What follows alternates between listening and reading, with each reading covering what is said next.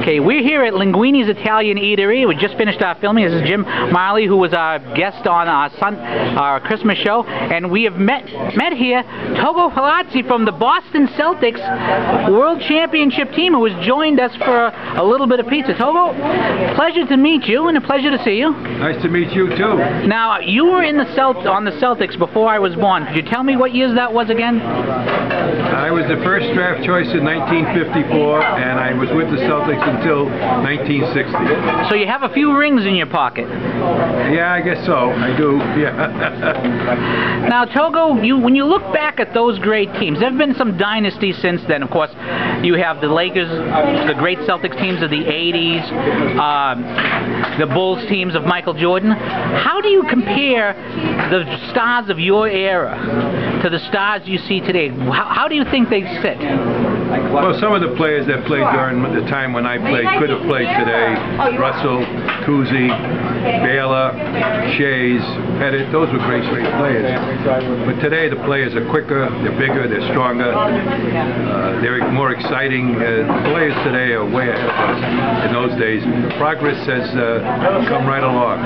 Now, what made the Celtics of the 50s and 60s the success it was? It wasn't just Auerbach and Russell, but I mean, I can't imagine that it comes down to just two people. What made the difference? What made it the greatest team ever? I don't want to use a bad word in this area, even though I'm from the New Jersey, New York area.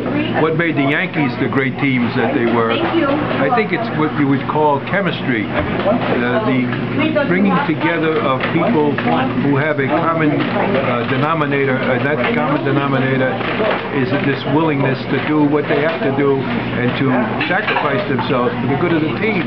So teamwork, caring about each other, being a family, those are the real secrets of why the Celtics of my time were great and the Celtics of today are great. Now, we were talking earlier about salaries. In your day, you made what, you said $5,000, $7,000? I received $7,000, and Walter Brown, a great fellow, gave me a bonus of $2,500 that year. Gas was 23 cents a gallon. And that's, by the way, Butch Rapucci of Linguini's. Now, when you see the contracts that people make these days compared to what you made, I mean, you had to work in the off season to make a living. That's right. Do you ever resent that? Do you look at it and say, you know, why not us, especially considering how good the team was? Not only do I resent it, but Luskatov resents it.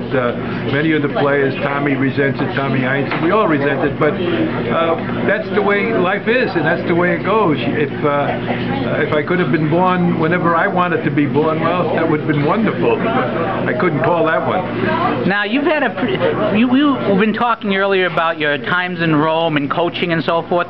You've had a pretty good life, I'd say. It's a very interesting life.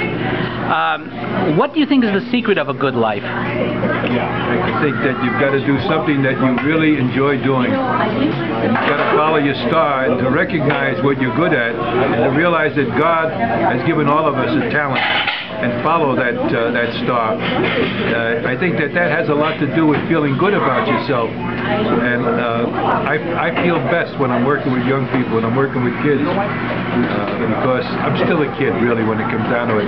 I think that's pretty much the way I feel about things. Now, I notice you're here at Linguini's, and Butchie tells me you're here often. Why is Linguini's the place where you come to eat? Well, I'm going to tell you, I like to eat, and I like good food. And at Linguini's, you get good food, you get good service, and great people. Well, you can take it from a champion, Linguini's. He's a great guy. And very modest, too. Well, Joe, thank you very much for letting me interrupt your day a little bit, and a Merry Christmas to you and all of yours. Thank you very much, and the same to you.